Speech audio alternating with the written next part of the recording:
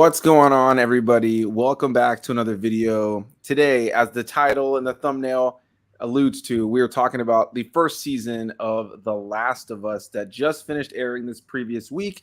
I was going to do a regular traditional review on the channel, but as the days kind of started to trickle away from that finale premiere, I figured, or not premiere, but the finale episode, I figured, hey, let me just get some people who have already seen it that I know that were a fan of the show. Let's just kind of talk about it and just go through our thoughts on the show. So today I'm very happy to be joined by Jamie Lee for the first time here on the channel from In the Front Row. I'll go ahead and just start this off by saying you guys can find the link down below in the description to both of my guests today. And once again, joining me here, my buddy Q Reviews, once again to talk about The Last of Us. So, first of all, how are you guys doing? Yeah, really good, thanks.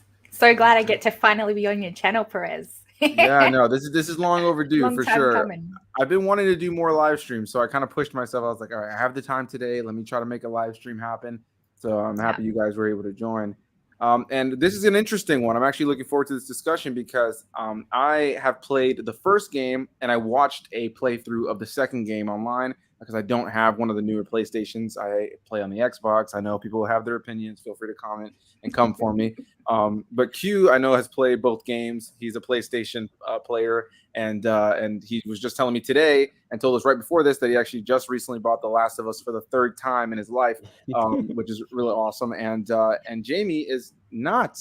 She's not a fan of the games and went into this as not a game player. So I am a game player, but not PS, only Xbox. Nice. So yeah, I've never played the game. Cool. Not that I didn't like the game, yeah.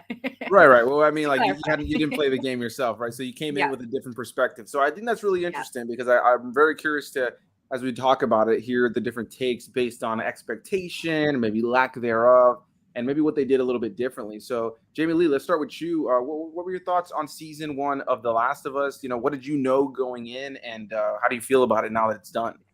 Yeah, I knew nothing going in apart from the fact that it was obviously a PS game, and I had no expectations. I just expected to come in and watch a zombie series because that's all that I thought it would be. Just not another Walking Dead, but a variant, I guess you could say, of The Walking Dead, and it was different to that. I think it was more character driven and it was about drama, not so much the infected. And that was a big thing that I really appreciated. Maybe a lot of people didn't, but I really did. I liked seeing that the people were the enemy, not so much the dead or the infected. And I loved it. Every single episode, like the first episode, I was like, holy, like they come out with a bang here. And I know this makes me sound a little bit creepy, and I've said it quite a few times on my channel, but like killing a kid is a bold move because you can either win people or not. So the fact that they killed Sarah in episode 1, I was like, oh, these guys aren't messing around. No one's safe here. And then every episode, as I said, it just continued to get better. And I thought by 3, usually series start to lack then, like they get a little bit unoriginal or start to go on a little bit of a dip before they come back up and hype you back up. But this never did. Every single episode I cried in. Every single episode seemed to get better each time. So yeah, I loved it. Nice. Well, I loved hearing those thoughts for sure. What about you, Q, as a longtime fan of the series who just bought it for your third time? What were your thoughts on the show as a longtime fan? Well, yeah. First off, I think I got Last of Us as my favorite game of all time, bro. That story narrative by Neil Druckmann was just incredible. Because I'm thinking I'm playing another zombie game, but like, oh man, y'all gonna grab at my heartstrings. The first hour of the game by killing Sarah was like, oh man, these tears are real. I remember that verbatim, like in 2013, those tears, like, oh man, y'all make me go through this. And then the graphics at that time for the PS3 and originally came out was like, it was like unworldly. You never seen like foliage growing on buildings and things like that. You know what I'm saying? It reminds me of my hometown, Detroit. I'm not even being kidding. Detroit looks like that, like The Last of Us in some areas. So I was like, yeah, it was dope. And to see Neil Druckmann and Craig Mazin, the showrunner from Chernobyl, pick this up. And I think they threw a Hail Mary touchdown with this boy. Last of Us was fire from beginning to end. There was some episodes I was like, oh, okay, that was still good though. It wasn't no episode that I thought was like a bad episode in this whole entire what was it, 9 episodes, right? Right. Yeah. Yeah. Only thing I wish they could have had 13 to 10 episodes or something. We need a little bit more Last of Us. But overall, you know what I'm saying? I'm hyping the show up with no cap. You know what I'm saying? Right. Yeah. No, I'm with you, man.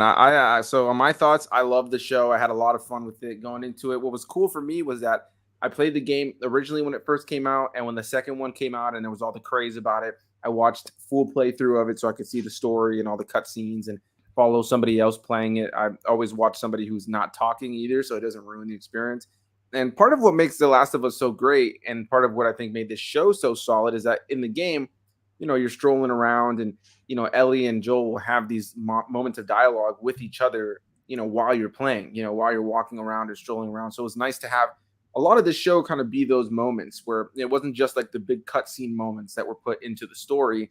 It was also those small character moments as you're just kind of walking around as Joel in that first game, really, connecting with Ellie through small moments of dialogue, even things like in this last episode, and we'll slowly go through our thoughts across the show, but like even small things like in this last episode when Ellie gets excited because she sees the giraffe and she drops the ladder, that's in the game too. And I thought that was just so clever. Like that happens, Ellie drops the ladder and you as the player have to go pick the ladder up and put it back up. And so it's just so awesome that they put in little things like that were integral to a quick moment in the game, but ultimately they worked within the story of the show itself as well. And as you said, Q, you got Craig Mazin from Chernobyl that came in here. Obviously, I've got a lot of praise for when Chernobyl dropped. And I think that was like probably one of the best choices they could have made for taking what he did with Chernobyl and bringing it to The Last of Us story in terms of giving it grit and a serious tone. And like Jamie Lee was saying, it was more of a character focused show more so than an action show, though it did thrive when those moments of action came about. So yeah, overall, I had a lot of fun with it. I thought it was a really, really awesome show overall. I thought it was easily one of the best video game adaptations of all time too. Like, oh, that's not even a question. Yeah, like there's no question whatsoever. Like, arguably within maybe the top 3 of just video game adaptations, depending on what you're looking for. Yeah, overall, that first episode as well, just fantastic. And it's interesting too, because Q and I have that perspective of knowing what the big story beats are going forward. And so, Jamie Lee, since you had absolutely no knowledge about it, and then you see Sarah die in that first episode, it's tough because, like, right, Q and I, we played that first level of the game, the first section that happened. So you're like waiting for it. Yeah, you expected it. Hey. Right. Yeah. And so I got to ask you, Jamie Lee, maybe what was something throughout the course of the show that was probably like the biggest surprise to you, biggest like turn in the story that you did not see coming? Well, firstly was that because I was like, they're not going to kill a kid like that. The Walking Dead were bold enough to do that. They're not going to do that. And then we got to the Henry and Sam episode. I think it was maybe episode 4. It was like 4 or 5. Yeah. 5 maybe. 5, yeah. And that blew my mind. That was just so.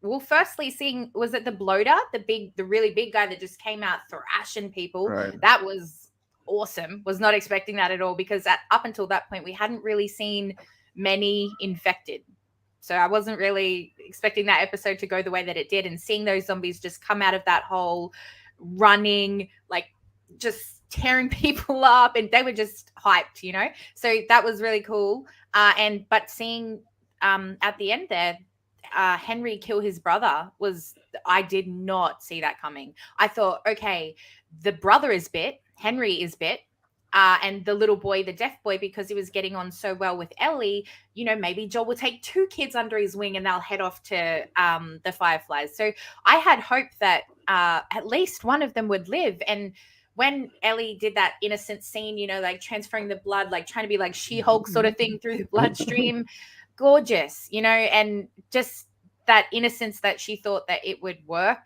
that I guess that's the 14-year-old in her, that this is just how it works. Everything's going to be fine.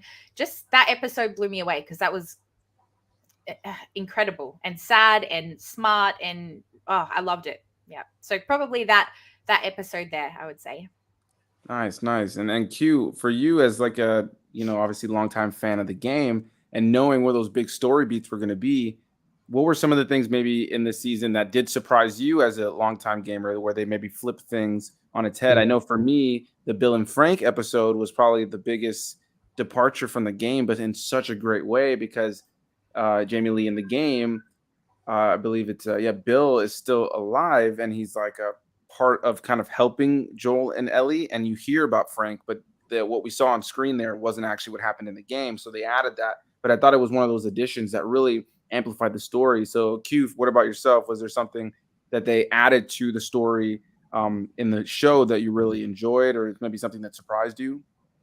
Yeah, it was. I got to piggyback off of you. I think my favorite episode in this series is episode 3 with Bill and Frank.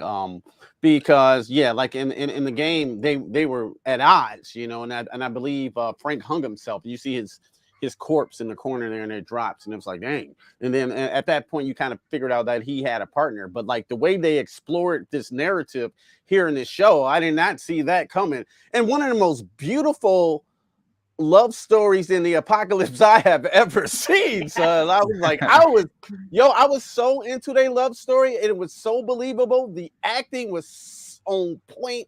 The production value was on point, and I really believed they were in love, and the time gaps. And it was such a well-paced episode that was like, okay. And The Last of Us, I wouldn't want to play, this episode, but it was such a treat just to sit on my couch and watch this narrative play out, in this world, and such a beautiful love story, and how they went out the whole thing, them dying in each other's arms because Bill was done with life. He found his purpose, and which was Frank, and and they die in each other's arms by taking the sleeping pill. And I'm so happy they didn't show them dead in the bed there. They just kind of show the window as you play the game. It's a lot of windows in this series too. Of the last episode, just kind of show the window and they pan out, and they move on with the story. So that's my favorite episode, and that's the main one that took me by surprise. That one will be winning a lot of Emmys coming Emmy season next year. Yeah, I honestly wouldn't be surprised at all. I thought that was a fantastic episode as well.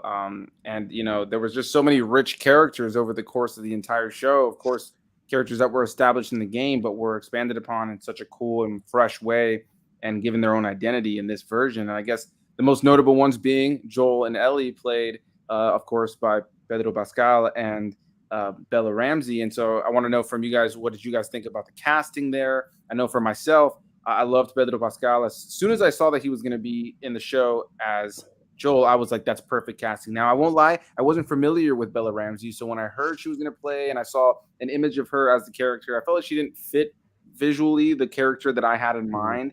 I thought that Pedro Pascal stepped right into it perfectly for me, like visually. But it took maybe like an episode or two for me to really be sold on this iteration of Ellie. But man, by the end of it, I really loved what Bella Ramsey did. I found her to be a really solid character. I thought that she played the character very well. She embodied it very well. I did see some creepy, weird stuff online about some older men saying that she wasn't attractive enough, which is weird because the character in the game and in this is a child. Isn't which she I don't. Supposed to be 14 years old. Like, shut the hell up, you creeps. It's weird. It was why is she supposed to be hot? I don't understand. Right. Yeah. Firstly, who looks hot in an apocalypse? Let's be honest. And secondly, she's 14 years old. Like, get the hell out of here. Yuck. Yeah. When I started seeing that stuff on Twitter, I was like, man, this is weird. Like, did she look like the character in my mind? Like when I thought of a live action iteration, not necessarily, but she completely embodied the character, which is really what it's all about. So Jamie Lee, we'll start with you. What were your thoughts on our two leads in the show?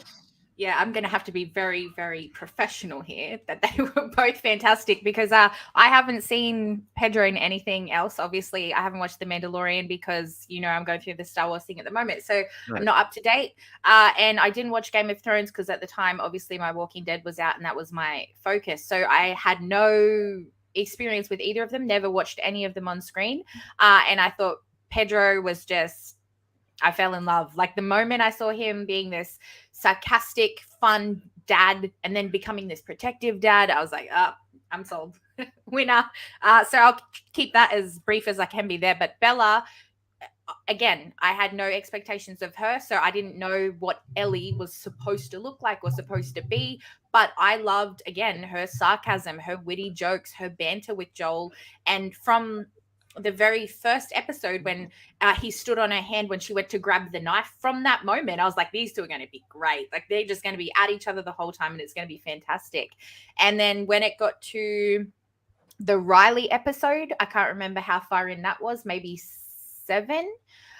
when it got to her and Riley and her backstory, that's when she really upped the level for me, because I feel like every look that she gave, I could feel what she was expressing. Like she didn't need to say anything. There was no dialogue. Purely from her facial expressions, I could tell what they were trying to tell through that story, and that made me feel like, man, this girl's good. She's freaking great. So yeah, it was. I loved her the whole time, but it took till that episode where I was like, wow, she's something else. And then get to the cannibal episode, and that scene where she had to just stab him and experience what that experience might have felt like, or the fear that a real person would have felt in that moment. The way that she portrayed that, I thought was just, again, something else. She went to a different level, and yeah, it made me happy. She was Nice, great. They were nice. both great. Yeah, no, they definitely were. What about you, Q? What do you think about our two leads in the show? Oh yeah, first off, I'll start off with Joe, played by Pedro Pascal. When I heard he was cast, I'm like, that's pretty perfect, bro. You know what I'm saying? Before I even seen the show, I'm like, that's good. He can't grow the full beard like Joel in the game. That's a nitpick. I don't really care though. You know what I'm saying? Joe, he got the little patches there. You know what I'm saying? But cool. As I started watching the show, like, this is Joe. Especially that first episode, like with this younger Joe, and he's still always trying to protect everybody. Like, I gotta go get Tommy out of jail. He's always the protector. You know what I'm saying? Even in into the second episode with Tess, he's always trying to save someone. And or is it just me, or is Pedro Pascal the saber for magic children? Now he's got to carry. she won't get it. Yeah. The Mandalorian. I don't get it, but I'm loving these daddy jokes. So I'm down with it. Yeah. From Mandalorian, from the Mandalorian to this other magic kid that can possibly save the world, though. So. I love Pedro Pascal. You can tell he always having fun in the role. The part when Pedro Pascal got me when he's at at Tommy's place, and he's saying how he's older, because Joe's around 60 years old, right? And he's saying like, I'm old, and you know what I'm saying, I'm failing in my sleep, and that tear came down, bro. I was like, bro, dog. And then when he went cold on Ellie, when he said, I gotta leave you here, and then they both have this scene together. Say everybody's left me except fucking you. You know what I'm saying? I'm like, oh shit, they're bringing it. And then when Ellie got bit again, and she just looks, she was like angry. She's like, no. I was like, she is bringing it. So they both started. I remember seeing them in Game of Thrones. Now they're here again at HBO, and that brings me to Bella Ramsey. She is by far. It took me a minute to latch on to her as Ellie. Like I didn't get it quite right away, and I think that was the writer's intent. But by like the time she was telling those pun jokes, and they start to really click, when like I think it's a fireplace. They chilling by the fire, and she says something. Saying like some it's hereditary, it's in your genes. And they say this stupid joke, and Pedro Pascal just said that is so goddamn stupid. Yeah. Diarrhea is what it was. Diarrhea. It runs in your genes. Like, you want to laugh for real too. It's like on that point, I was in for the ride, and they just bond more and more as the story goes. So I was head over heels with both. If you don't sell Ellie and Joel's whole story doesn't work, and they sold them in spades, in my opinion. Yeah, no complaint. For sure, man. Well, yeah. I can't add too much more to that. That's I think we've said it. They did a fantastic job across this entire show. The three of them I thought were definitely the perfect casting for these characters. I'm really looking forward to seeing just the two of them moving forward in season 2, how they handle things based on the way that it ended, different things like that. And really quickly, I noticed here we got some comments. We got Blacktastic Media saying Happy Friday, and it's St. Patrick's Day. What's going on, my friend? Cinematic Tendency in here saying hello, fellas. Also, lady as well. Happy Friday. I guess you're one of the fellas now. Just take it that way. Cinematic also saying that he liked in episode 3 or 4. I believe it was 4 that they introduced something new, a child clicker. So there was that scene with the clicker, obviously the little girl, the contortionist that was coming in the car there with Ellie. I thought that was a pretty solid scene. I watched Jeremy John's review for that episode. He made a very valid point with all the gunfire and all that kind of stuff out there. Chances of her like being like, I'm going to come into this car and chase this one girl in here, probably not super likely.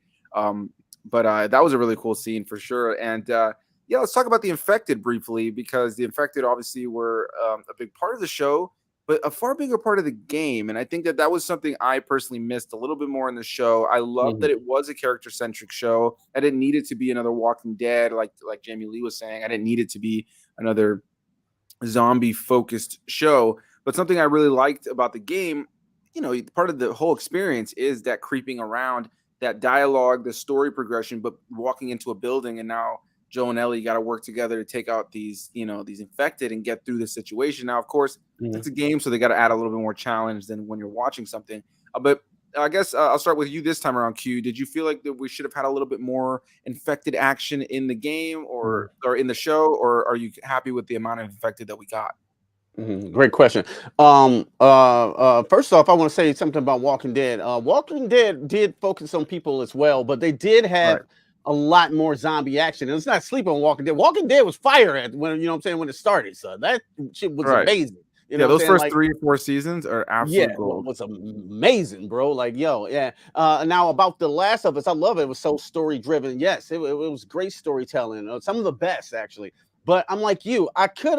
We could have had more infected action. You know what I'm saying? I don't know why they didn't throw in there because of maybe budgetary restraints. I don't know. You could have had, because that clicker episode in 2 was intense. Like, I was up on the edge of my seat, like, like one step of glass, they were on them. I needed more things like that. And even the horde scene was amazing. But I think throughout the show, we could have had a little bit more of those things. I mean, not like the game, because the game is a lot, because it's gameplay and you got to go through that. And I heard Craig Mazin say this too, which I disagree with a little bit. He's like, we can't show the hyper violence all the time. You know what I'm saying? People will get numb by it. You know what I'm saying? Because if you ever played The Last of Us, I know she haven't played The Last of Us. The Last of Us is probably one of the most violent games I ever played in my life. And I love it. And I love it, dude. I love it. I'm like stabbing because I'm like, maybe I'm violent, maybe I'm insane. But we could have used some more of that in this episode. He's like, I disagree. Like, if it's the laugh of us in this world, you have to show that visceral violence. Please give it to me. And I thought they lessened up, but they cheapened up on that a little bit. Hopefully they do more in season 2 and more clickers, which they said there will be more infected in season 2. So yes, I agree. I could have done with a little bit more action in this season. Wasn't a deal breaker, but if I had to gripe about anything, that will be it. Yeah. Gotcha. What about you, Jamie Lee? Did you feel like the infected action was okay, or did you kind of feel like maybe we should have had a little bit more?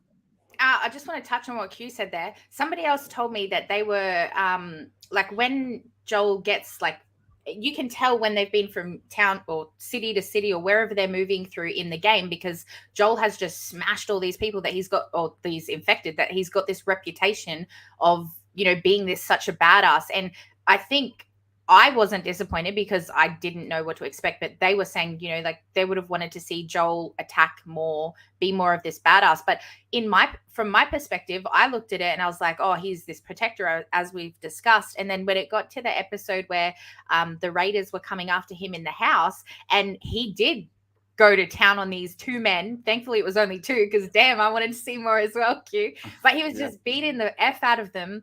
And then just because he didn't like what one of the guys said, he just pops him in the knee. Like, just stabs him in the kneecap. And I was like, oh, this guy's legit. Like, he ain't messing around anymore. And then he picks up the bat and he does a Negan on the other guy. I was like, yes. So I was very down for the violence as well. And that's the Joel that I do want to see come season 2. But I wasn't expecting that. So I was really happy to see this, progress of them bantering and him forming a relationship again with Ellie, which would have been very difficult to do considering he just lost his daughter. So, I liked seeing that progression. And hello, one of the boys. So it was nice to see that progression. But I wasn't expecting, a whole heap of violence when I saw that sort of fatherly figure. But when we did get the violence, I was like, oh, man, I'm loving this, especially that last scene where he just went to town with the guns. Oh, man, like, he was ruthless. That guy was surrendering, giving up his gun, and he's still like, nah, later, mate, and just popped him. It was good. Yeah. It was so good. Yeah, those moments where Joel was able to just go off, especially in that final episode. Like, me and my fiance, we couldn't help but just have moments where we were just chuckling and laughing throughout because it was just like, damn, like, he's just like ruthless right now. And one thing I definitely want to shout out too is the awesome fact that we got some cameos across the show, but probably the most notable ones being the original Joel and Ellie from the games who make appearances in the show. The one who they both get pretty good time on screen.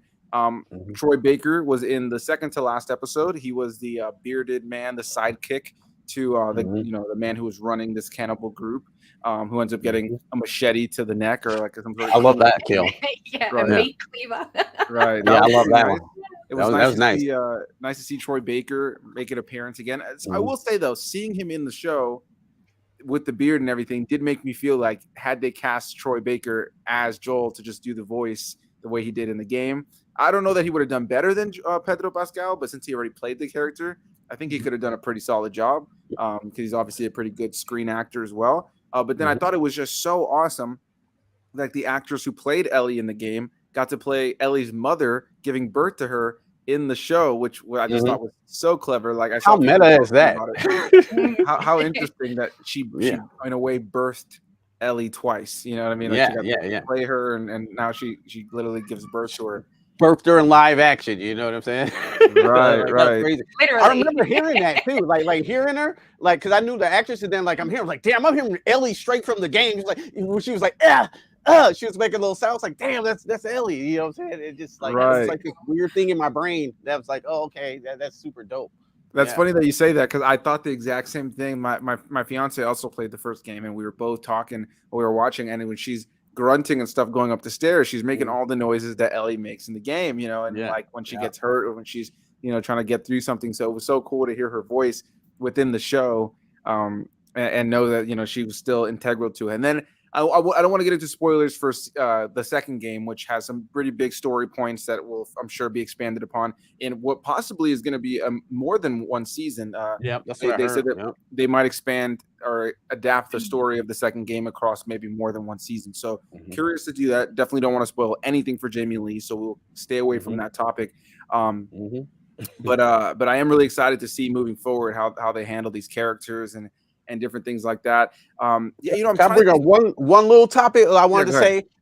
Just about, we were talking about violence there. Joe was violent in this game. Like they cut away, but like remember, I'm gonna bring up Rick Grimes real quick. Remember they was about the cannibals was about to eat Carl, and they had Rick hands tied behind his back, and Rick is so ruthless that he went up and bit the fucking dude's throat out like a fucking grizzly bear, son. You know what I'm saying? And spit it out, and then it killed everybody there. That's I think that's the level that we want to see Joel on. But Craig Mazin, I think, just has to have the balls to go there next season. I think he's great because Chernobyl, people's skin was falling off and shit. It was crazy. It was pretty wild. You know what I'm saying? Like you can do it. Like I don't know why you chose to far away. So I just want to give a shout out to Rick Grimes. Not to take anything from Joe, but he can take a note from Rick's Grimes book a little bit. You know what I'm saying? Yeah. The Walking Dead is gory. I get, especially at the beginning.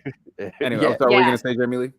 A lot of people, obviously, The Walking Dead is my favorite show, so I always, unfortunately, compare, which is not good to do. But they always say things like, "So Joel or Rick, like who's more badass and who would you want?" and all this sort of stuff.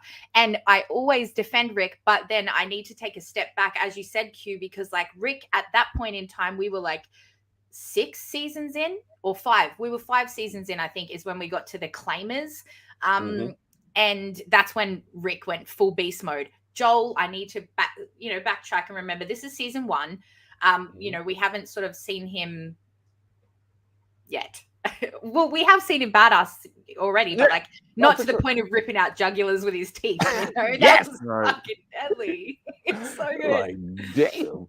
Yeah. And again, I love the thing that I love about both of those things is that they're trying to protect children. Rick was trying to protect Carl because they said they were going to do the R word and kill Carl. And then same thing with Ellie, he went to town because, well, he didn't know that they were going to do the R word to her, but, he knew that these guys weren't good guys. So it was always like the protection of child, the protection of family. And, that really gets your heartstrings going, eh? Yeah, for sure. Well, I have to ask you guys a tough question here. Obviously, we all loved the show and we all really enjoyed it. Jamie Lee, we'll start with you. Favorite episode of the season and least favorite episode of the season? Easy. Episode 2 was my favorite. Nice. For many reasons. there was so much because they were traveling. I think it was like to get to Boston, or were they in Boston? I don't know. But anyway, they were traveling. So we got to see a lot of awesome shots, scenery. And I really loved Tess and Ellie's banter. You know, when they were talking about having the sandwich, and she's like, "You have chicken," like little things like that. Those Yeah, it's so funny good. moments. And Ellie was like, pretending to be a zombie and stuff. Like they had great chemistry. And then you got that chemistry between Tess and Joel, and then also Tess and Joel and Ellie and Tess. Like they all had really good chemistry together. Then you got them beautiful scenes of, you know, like the world building, I guess you could say. And we got to see the infected. And as Q said at the start of this little chat here, those clickers, I was terrified. I didn't know what they look like. I didn't know anything about these zombies. Like I had never ever seen The Last of Us, I was going to say Walking Dead zombie. So I was on edge that whole time. Like something's got to happen. And I love that episode from start to finish. And I mean, the infected kiss at the end probably was a little bit much, but I really liked it. Nice. Well, the other one was what was your least favorite episode, if you had to pick one?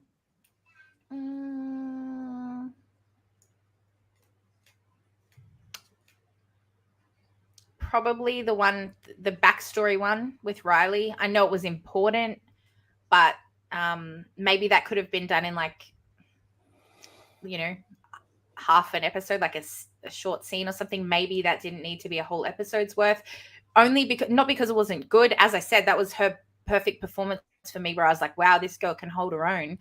But I don't know, maybe I would have preferred to have seen more infected or more development with Joel and Ellie, or I don't know, maybe that one, but not because I didn't like it, just because if I had to pick one. Right. Well, picking a definitive bad episode or least favorite episode of such a great series is tough when there's such strong episodes. What about you, Q? What's your favorite episode in the season and your least favorite? Yeah. Ooh, this is tough. So I'm perplexed with 2 and 3. You know, like I think 3 is the most well-rounded episode and the best well-acted and paced, and their chemistry between Bill and Frank is just incredible. But like those intense scenes in that museum with the clickers, everything, the relationship with Tess, you know, like Jamie was saying, was so damn good. So if I had to pick one, I think 3 is better. But like me as a horror fan, as a horror fan, I like 2. You know, I really liked them. I thought they did a fantastic job with those. It was so tense and so like stressful to get through that. So yeah, so it's hard between those. Those are my 2 favorites, I guess. I guess I'm gonna go with 3 overall, because like the critic in me, like, oh, everything's perfect here. But as a horror fan, I'm going with 2. You know what I'm saying? So my least favorite episode, I think, is gonna have to be episode 4, I believe, the one with the school teacher lady that I just didn't buy as a villain. You know, she looked like she'd be packing like, you know, juice boxes and, you know, Go-Gurts and something. I didn't find her menacing at all. Like what are we doing here, bro? Like, she's what did the game and shit. She reminded me of Cole from Mortal Kombat or something. Like, yo, so you know, like I didn't buy her. Thank goodness she got dealt with in 5. Like we didn't have to deal with her, because like I didn't buy her character. I was like, I don't know about her. You know, saying not to be mean, but like I just didn't buy her. Like no, bro. So 4 was my least favorite, even though it was some great bonding moments with Joe and Ellie in that one. So yeah, those are my nice. Yeah, I think those are really good picks. You know, as far as my favorite, it's tough because a part of me is leaning towards, like, I kind of like agree with what Q was saying. Is like the 3rd episode, I think, is just so good on its own. Like, it's just like if you were to like say, hey, we're gonna do a whole season of The Last of Us, not include that episode, and maybe Bill and Frank appear, but then they decided to do like a one-off special that was like an hour special attached to The Last of Us that just gave you a little extra context on its own. I feel like it would be a really strong special. But as a part of the overarching narrative with Joel and Ellie, of course, it's kind of tough for me to pick that one as my favorite. I do agree. You guys made some really good points about episode 2, which I do think is a really strong episode. But I'm also leaning towards, if I was to say, maybe my favorite one would probably, just because of where I feel like the characters are and how it kind of like changed them. is the second to last episode, the 8th episode, the cannibal episode. I think really just because of what they were able to do with Ellie's character, the way it ends, and more than anything, specifically Joel having to just like really like, you know, he's in this really vulnerable state, and he's got this person that he's been protecting who's now protecting him. And now, you know, she gave him, you know, the knife, and she's like, you know, if somebody comes in here, like, just kill them, you know, and he's got to like find everything in him to do just his part to try to protect himself, but also knows that she's out there trying to protect him, and he needs to get to her to protect her. And I thought that was handled really, really well. I really thoroughly enjoyed all of that. And if I had to think of a least favorite episode, it's tough because I do agree almost with the 4th episode. I do think that's a solid one, but this might sound a little controversial. Again, I love the show. I loved every episode, really. But I almost was hoping for a little bit more in certain moments with the finale. And while we did get that great Joel, you know, rampage, and there's this sweet moment like with the giraffe and stuff like that, in a way, it did kind of feel like the season just kind of ended. And while it's, you know, consistent with the game, in a way, it didn't feel like the finale I was hoping for, and more so like another episode. So it was too short too. It was like way too short. Like, I think it was the shortest episode of the whole entire series. Yeah, it was like 43 minutes. Yeah. Right. Which I think was kind of the downside of certain elements. So I guess the question is now, and I want to hear you guys' different perspectives on it. Jamie Lee, as a non-fan of the game or somebody who hasn't played the game, do you feel like the show could have been a little bit longer, maybe had a few more episodes? And obviously, Q, as a fan of the game yourself, I'm curious what your thoughts on that are, because there are portions of the game. I think like when we go from the 5th to the 6th episode, there is a time jump, and they mentioned it's been like 3 months. And in the game, I don't believe that time jump is there. Q, you can correct me if I'm wrong, but Jamie Lee, what did you think? Do you think the show should have been a little bit longer? Yeah, man. If they gave She-Hulk freaking 9 episodes, like what the hell? I know it's completely different, you know, platform, but bloody hell. Given us 9, that's it. Yeah, totally disappointed with that. Really wanted more, but and I was really surprised with the time jumps. As you said, from episode 1, we got a 20-year time jump from that. I was like, what?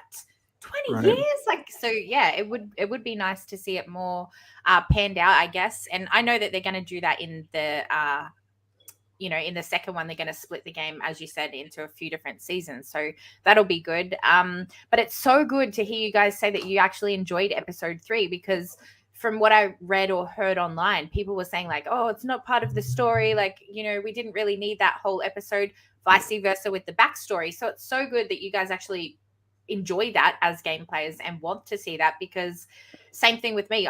Episode 3 was my favorite, but I was like, linking in with the whole line of things, it, you know, it does relate to Ellie and Joel, but not entirely. But that episode left me thinking about life in the apocalypse. Like, let's say Frank, he was sick, right? And let's say that he did let's say that Bill had have died, right? This is just hypothetically speaking about life in general. If Bill had have died and Frank was alive and he couldn't do anything for himself, couldn't feed himself, couldn't, you know, he couldn't do all these things to live, right. Like how sad would that have been? Do you know what I mean? So it's sort of super sad. Yeah. And it made me question, like, in an apocalypse, like, what's right and wrong about death? You know, should you have the right to choose if you want to die or not? Because that episode just blew my mind. The fact that these two guys, it was like a Romeo and Juliet, but they loved each other and they did go through with it, you know, both of them. So it was so beautiful, but it just made me question so many things about everything, relationships, life, death, and it was written so perfectly. And I know I'm going off track here, so sorry about that, but what I'm saying is, like, those episodes, as much as I appreciated them and I loved them, as you said, as a special, that would have been like, you know, something to come later or on its own or something, because I did want to see more of Joel being this badass that, you know, you hear about, and more of the infected, and that would have been done through more episodes. So hopefully we get that split later and get more. Yeah. Nice. What about you, Q? As a fan of the game, did you feel like they hit the length just right, or would you have liked to have seen a little bit more expansion? Yeah, I to be honest with you, I think it could have. It could have had at least one more episode. I'm being nice. If I to keep it real, it needed 13 episodes. You know what I'm saying, to really flesh this story out. Because what we're doing, we're going into the game and taking all the cliff notes, basically all the cutscenes of the story beats, and we're putting them in and making a narrative of a show. But I do think it works though. But and they do the gameplay elements well though. But like to keep audience super engaged, you still have to have those action beats every now and then. So I can play on that. And then like that last episode was just rushed, bro. There's no way other to put it. We needed a little bit more time between Joe and Ellie, or another story beat. You could have told another. No more Elseworld stories. I think one more episode. Just them getting to the Fireflies, like right. What I'm saying, where they're at, would have helped gap this story, fill in the gaps of the story a little bit better. I think this last episode was rushed because in the game, I remember that giraffe scene verbatim. I spent like 15. I'm a game player though, so I'm just gonna spend 15 minutes petting this giraffe. It's so beautiful. Everything doesn't have to be terrible. Look at this beautiful CG giraffe. I would stay here 20. I literally stayed here 20 minutes, like, because I know this is the end. You know what I'm saying? I know this is the end. And they dwelled on it a little bit in the show, but I don't know. It was something of the heart missing from that show, because Joe in that episode's all go lucky. Now, hey Ellie, tell me one of those jokes you got, huh, girl? What you got? He's all go lucky. You know what I'm saying? Quick, and I understand why he is, but like we're missing some duality here. You know what I'm saying? Because he switches to Batman so quickly at the end that it's rushed, and we don't have that time to really feel this murderous rampage. It's just it's on the fly. Don't get me wrong, I loved it, but I don't know. We need a little bit more time. That's to say, give me one more full solid episode and make this episode longer and just wrap this thing up. And then I think it would have been perfect.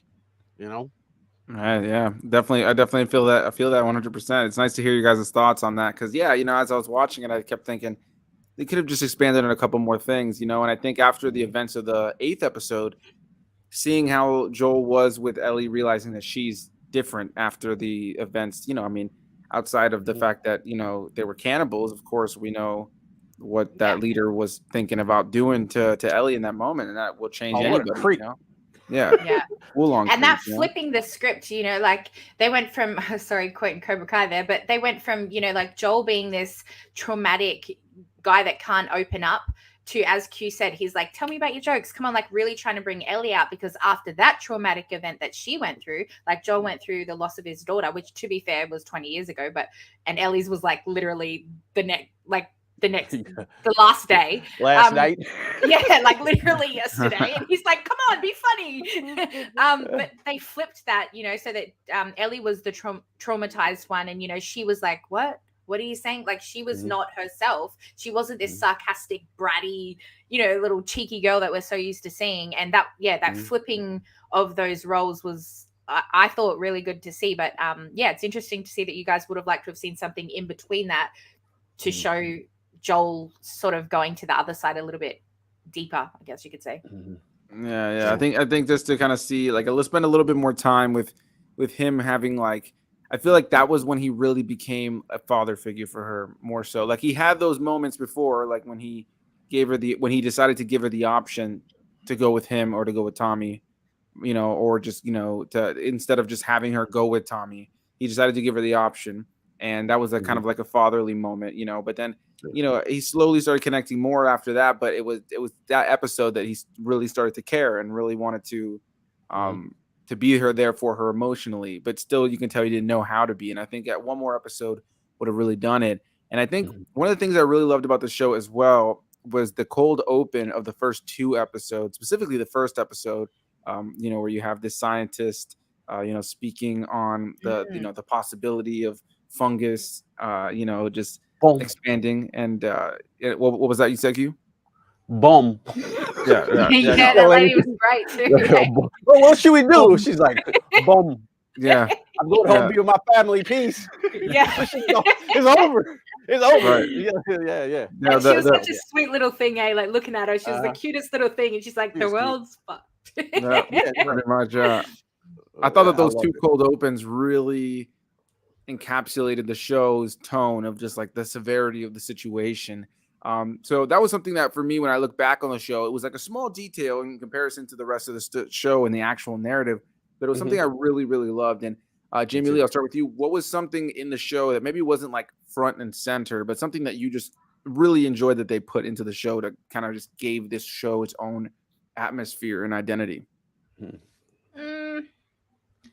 I know it's like a blatantly obvious one, but obviously the relationship between Joel and Ellie, because as I said, I know I keep comparing to The Walking Dead, and I know Rick, protected Carl and things like that, but this was, I don't know, it was just so focused on Ellie. Like you're talking about that moment with the giraffe where you're saying that it was dragged out there, but for me that was so beautiful because she was happy for once. And the thing I loved about this is that Ellie got to experience these things that when you look back as a child that grew up in an apocalypse would never have experienced. She wanted to see I think it was like a tank or a plane or something like that. And she eventually experienced these things. She rode in a car for the first time. So all these moments that, you don't really think about, but in this, they highlighted that, kids wouldn't have seen this. They would never have gotten their photo taken, when she did with Riley, or wear a Halloween costume. They wouldn't even know what Halloween was. Things like this that, Ellie got to experience. And then in that last episode with the giraffe there, Ellie was so happy. She was innocently happy, probably the first time again that she's seen an animal. And to just the look that Joel gives her of this like happiness, he's happy that his child is happy. And I think that relationship between father and child was something that was like on a pedestal in this, and it was really nice to watch because I don't see many shows that are like that. As I said with The Walking Dead, I know Rick was trying to protect Carl most of the time, but it was about a group. It was about protecting a community and like a wider group of people. This was focused on like one, like Joel only cares about Ellie. And you can see that from episode 8 in the finale where he's like, stuff the cure, stuff anybody else. This is my daughter. She's going to live, and I'm going to let her do that by any means possible. So I liked that, I guess, that it was mainly focused on two characters, or one, if you could, narrow it down. It was all about Ellie, and I liked that. Nice. Yeah, I like hearing that. See what connected with you. What about you, Q? What's something that's maybe like outside of the overall narrative, like a specific element that you really, really enjoyed seeing throughout the course of the show? Yeah, man. Like I hate to pick off Jamie, but yes, the little bursts of happiness in this such bleak, depressing world is such a joy to see. I'm gonna take it back to Bill and Frank when he went outside and he tasted that damn strawberry like this. It was so good to him. You know what I'm saying? He was so fucking happy. I'm like, yes, he got that strawberry stuff we take for granted. You know what I'm saying? Like some strawberries. You know what I'm saying? Like it's the greatest thing ever. Like just my enjoyment of seeing him raid, seeing him thrive in this apocalypse, eating these rabbits and steak. I don't know. It's such a joy to watch. The same thing like Mortal Kombat 2, like I got it in the room over there. I can play it anytime I want. Like Ellie has never seen it before, and they just like showcase it. It dropped that quarter in there. I came up on that at the doom. Like it was just so fun to see just her happy like that. Them being in the like in the Halloween shop. I love Halloween. I love Halloween shop. I'm putting on all those masks too. Those little bursts of joy. It was really a highlight of the show that I didn't think they were gonna focus on and too much, and even the little jokes and things like that. So like the comedy and the joy for me kind of caught me unexpected. Even though all this joy and happiness, they still will rip your fucking heart out. So yeah, don't get too happy. Yeah, they need to balance out them tears with laughter tears, right? yeah. He said happy doesn't exist. Yeah. A little bit bursts. Small bursts of happiness. Yeah, I think that they handled that really well too, and like it did kind of give you that sense of perspective on like the things you take for granted. Like the little things Ellie would get excited for, or something that people would get, reintroduced to. You know what I'm saying? And it's just like that's definitely a highlight of the show for sure. One of the things I really loved about the show as well was the production value, because the show looked phenomenal, whether it be with the green screen. Times where they're on a set of some sort that they had such a sense of depth you know, with the city that they would be behind them, but they were, you know, filming in front of a green screen or something like that. And Jamie Lee, you may not know this, but Q Reviews here actually does special effects. He actually does CG work. He is a CG artist. So he works with stuff like this. So Q, I got to ask you, as somebody who deals with visual effects yourself, what were your thoughts on the visuals of this film, both practical and CG? Yeah, they're meshed together very well. I'm remembering the part. I think they went into the hotel where the frog was on the piano or whatever.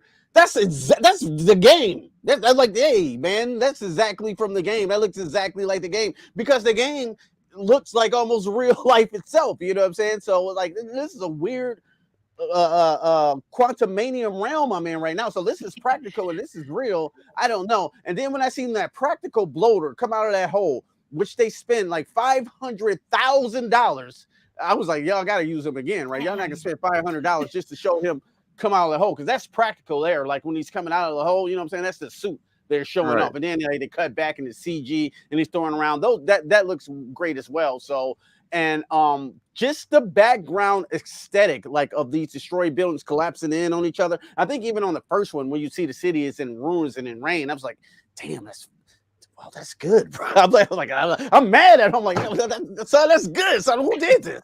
You know what I'm saying? Who worked on this? I didn't work on this. Somebody called me. You know what I'm saying? I ain't getting work on the Last of Us. I'm kind of pissed. Like, damn, that looks good, bro. Protection off coat. And let's talk about really lightly the practical effects on the clickers, because I started off in practical effects, you know, then I moved to GG. So I come from the old school Werewolf in London shit. So like when I seen those clickers and they had fur and shit coming off, you could see it in the moonlight, and they had the real actors. I was like, dog, they did it. That's good. That's good. Once again, they didn't go the CG route. They went practical. They knew when and how to use their tools. And I take my hats off to that. That shit is an A++. That's it. Yeah, I gotta agree. I thought the show looked phenomenal, and I loved that even in the last episode, the giraffe that they interacted with was a real giraffe, and there's like behind the scenes footage you can find. I saw some pictures and some clips that were just so pure and genuine of like Pedro Pascal and Bella Ramsey kind of being like giddy about dealing with a real, you know, giraffe off outside of the take, and I just love that. So what about you, Jamie Lee? What did you think about the production value? I also want to add really quickly that for me, I think one of the episodes that really I enjoyed the production value and I felt so immersed in things the most was the episode with Riley when they're in the mall, because I don't know if that was a real mall or they only use CG. See, if it was a real mall, the production team who had to do the set design and make it look like an abandoned mall and stuff, I thought that was so good, and it really added to the atmosphere. So what about you, Jamie Lee? What did you think about the special effects of the show? Yeah, I don't have any experience, so I can't say as much as Q, but every single episode, I never do this because I don't look at it with these goggles of like VFX or practical effects or anything like that, because I don't no experience with it.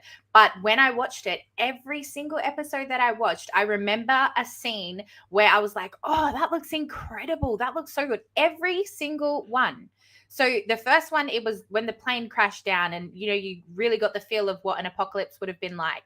And then in episode 2, I mentioned that was my favorite episode, but there's a scene where Ellie's walking across the bridge and in the background you see the city, and that is perfect. And I think that was blue screen or something like that, but it still looked fantastic. Like it looked like it was from a video game, yet we're seeing it on screen. And episode 3, you know, you've got Bill and Frank's episode, and just everything to do with that was perfect, as we've mentioned. But in everything looked good. The world building looked good. I felt like in those first 3 episodes, I was in an apocalypse. The city's broken, you know, the buildings are collapsing and everything's isolated and being raided. And you can get the sense of that just from what you're seeing on screen. Like it just looks so real.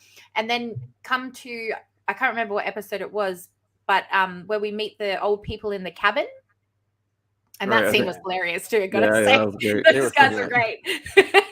You let him in, yeah. He was cool. Oh, I love those two. Anyway, and that scene there, that episode there, sorry, we go from seeing this broken world where everything's dark and gritty and apocalyptic to seeing those same gorgeous scenes and those beautiful shots, but everything is just, well, in my mind anyway, everything was so different. It was all like a fresh look on it, because you saw the grass growing, you saw nature, you saw living things. And then we move on to go to the sanctuary where they are living, you know, there is life in the apocalypse. So that transition, or I guess contrast, I guess you could say, from this dark, broken world to this sort of hopeful, things can live again and things will be fine again, was so like done so well. And where they go from that, who knows? But just that, you know, like the same effects and the same work and amount of effort being put in, but just the difference between, you know, an apocalypse and then hope, I guess you could say, was done perfectly. So that's all I can say. Sorry. I thought that was no, it was great to hear your thoughts. Yeah, no, I totally agree. I think that the aesthetic specifically, and I was gonna say it's almost similar to those first few episodes or even that first season, and maybe even it's like the first while of The Walking Dead. You know, it's that there's what works about that show is that sense of ambiance and like going into those abandoned cities and these, you know, shops and stuff that feel and look run down. Specifically, things like the things that always get me are like the roads where they have to set up all these staged vehicles that are like, and some of it's CG, of course, but what a lot of it is real cars that they have to be all beaten up and add all this, you know, practical effects to and different, you know, makeup, if you will, for the cars to make them look like they've got, you know, vines growing on them. And that's what I was going to say. The foliage, that was a big thing in The Last of Us. You know, so you got to think about it's 20 years later. That's why I say it's Detroit too, because like the abandoned parts of Detroit where people like literally neighborhoods have left, and the foliage grows all over the house. You know what I'm saying? Everywhere. You know what I'm saying? And they paid very close attention to that in the show as well as the game. So like, oh man, okay. Y'all got the right people on it. Right. Like, that reminds me of that scene where they're walking into the museum, you know, to avoid the horde of zombies, and they do that top shot of, you know, of the infected and the, as you're saying, like the grass, well, not the grass, the foliage and stuff going into the museum. That again, that episode there was really perfect with, I mean, everything, but specifically what you're talking about there. Yeah, and even the like when they're walking into the museum and you see all the fungus on the wall, and it's like got this old organic flow. You know what I'm saying? It's like a freestyle rapper on the wall, dog. You know what I'm saying? They got mushrooms coming out of people's heads right there. Like, what's happened over there? It's a story. It's a story to the backgrounds. You know what I'm saying? I love when I go into a movie and I can just see it's a whole story here. Let's see the backstory of this. What happened right here on this wall, son? You know what I'm saying?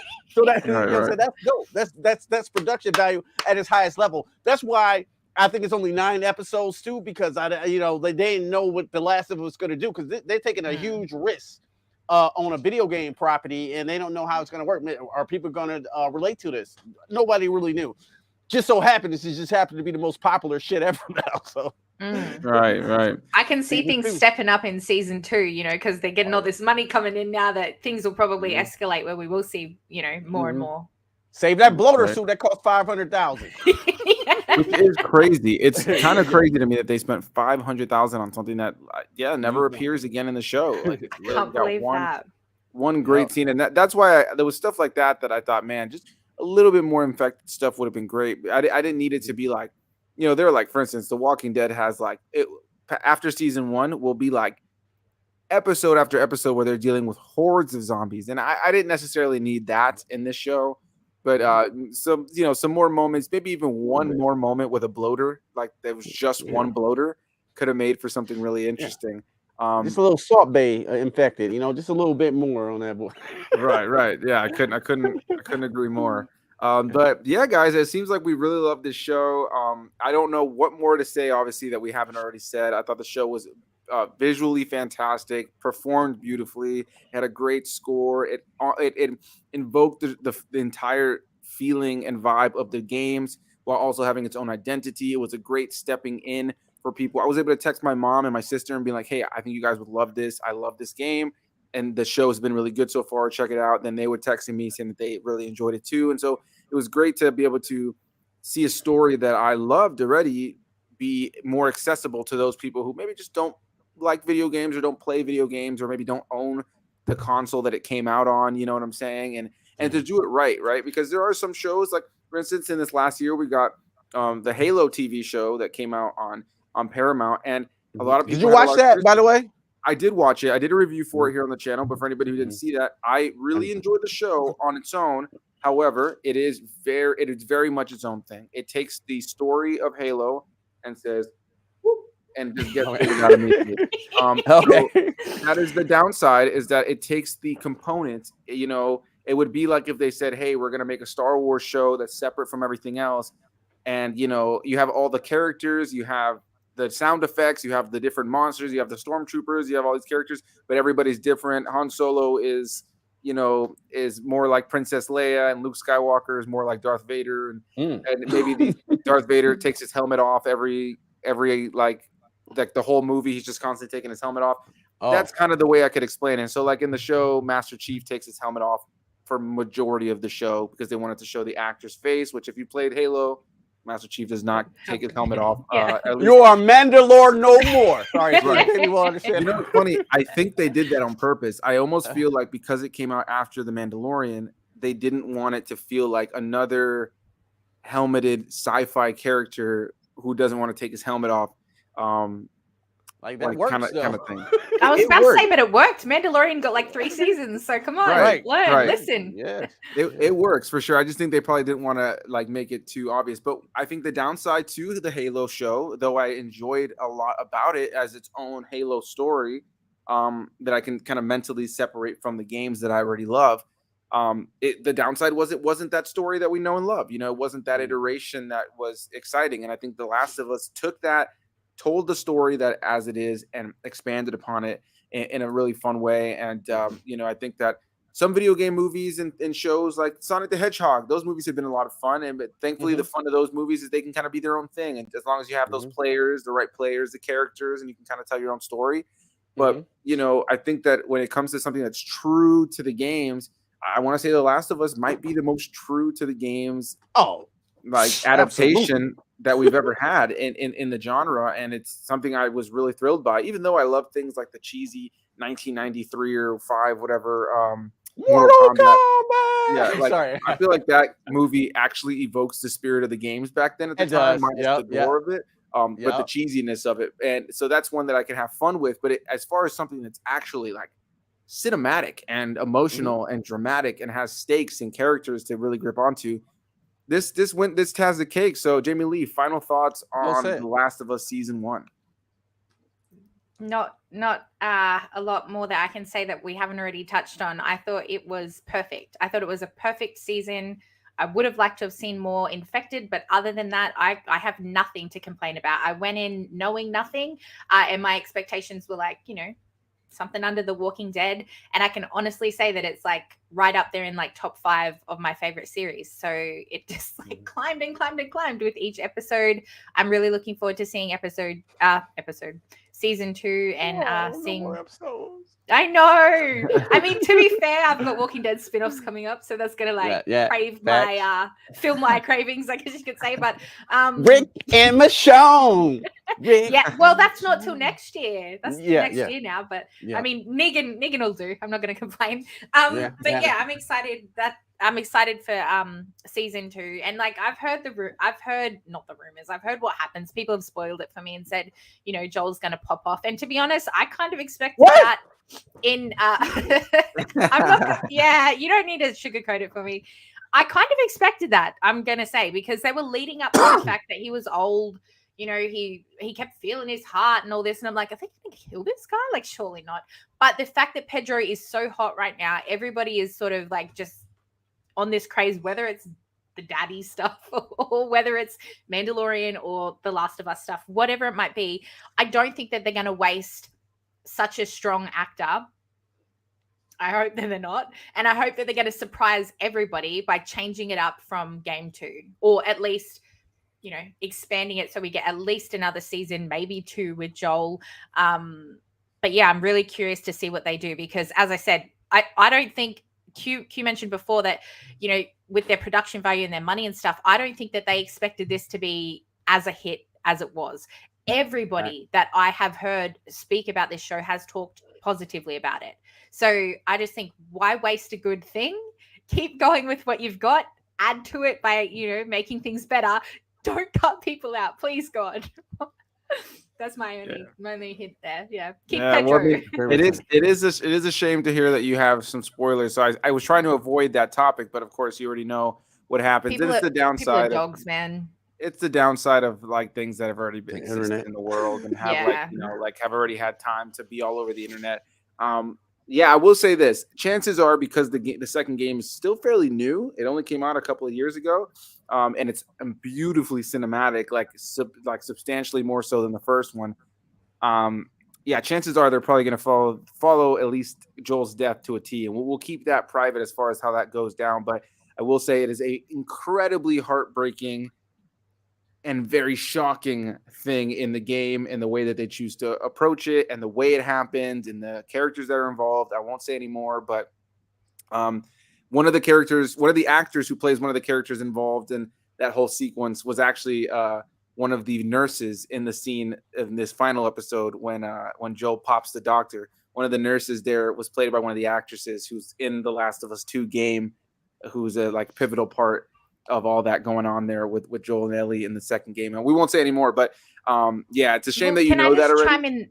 I just want to chime in there when you're talking about the actors like making cameos and stuff. I think that that's another thing that's like helped this show like be so successful, is the fact that like the people who made the game have an impact and have their like say in the series. The guy who made the score in the game made the score for the series. Like that's what makes this so, I think, for everybody, like as non-game players and then people who have so much passion about it and have experienced it before, the fact that these people that have cared about it in the past are now caring about it and are so passionate about it in the series. They want everybody to love it. You know, they're not trying to piss you guys off who've already played it. They care about it just as much as, you know, well, more than anybody else, because it's theirs, you know, and you're more passionate about things when they're yours. So I feel like that's why the show's worked so much, because yeah, you can just tell that they appreciate and care about this show. They want it to be successful, not purely for money wise, because it's theirs, it's their baby sort of thing, you know. Right. And I want to just take a quick moment just to, before I hear Q's final thoughts on the show, I definitely want to, you know, mention Annie Wershing, who passed away a couple of weeks into the show's premiering, who played Tess in the games. And she had a very tenured career with, whether it be with Star Trek or 24 back in the day. She'd been on tons of TV and show, but the actress, she ended up having a battle with cancer, unfortunately, and passed away, I believe, the week after the episode where Tess in the show passed away, which was kind of crazy. I remember thinking, wow, that's pretty insane that happened. Or maybe it might have been days before, because I remember doing a review on that one. It was like a couple of days. I was like, oh man, like it was a couple of days apart, right? Yeah, so a couple of days. Who died? Tess died. Yeah, the actress who played her in the game. Oh, okay. Yeah, okay. Which was a shame. That girl that actually plays Tess in the show, Anna. She's actually from like where I live, Benoa. She's like really close to where I live. She's an Aussie, so yeah, represent. But anyway, yeah, that's really terrible that she passed away. The game actress. That's horrible. Yeah, I didn't know it's a shame. Yeah, and she was a fantastic actress in TV and movies and stuff. Of course, she stepped away in the last few years for her health, but she even filmed some stuff. There's some stuff in like the more later seasons of some Star Trek shows where she appeared as a character there, and she was still acting even when she was sick a little bit. And then of course, she lost the battle to the illness, but it would have been nice to have seen her make a cameo. I almost feel like she could have played Tess in the show, kind of how I feel about Troy Baker. Of course, the actress who played Ellie was far older at this point already, so there was no way they could have incorporated her to the character of Ellie. But Troy Baker and Annie Wershing, it would have been really interesting to see them being able to reprise their roles in live action, because they are screen actors as well. Sometimes when somebody's just a voice actor, they can't really translate to live action as well. But in the case of those two, it would have been interesting to have seen them have a little more screen time.